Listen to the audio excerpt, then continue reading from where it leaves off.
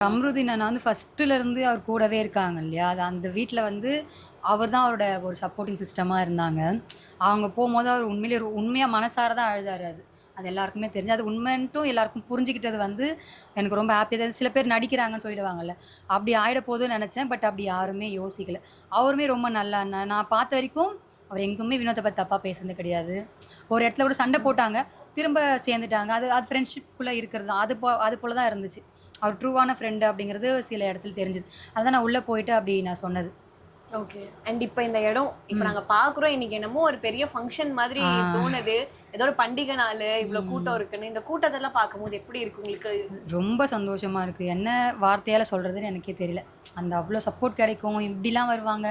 நான் மொத இத்தன நாள் இருந்தாங்கன்றது வந்து ஓகே கேமா இந்த கேம் விளையாண்டாங்க, இவ்வளோ நாள் இருந்தாங்க அப்படின்னு. ஆனா அந்த கேரக்டர வந்து எல்லாரும் புடிக்குது சொல்றாங்கல்ல, அது எனக்கு இன்னும் சந்தோஷமா இருக்கு.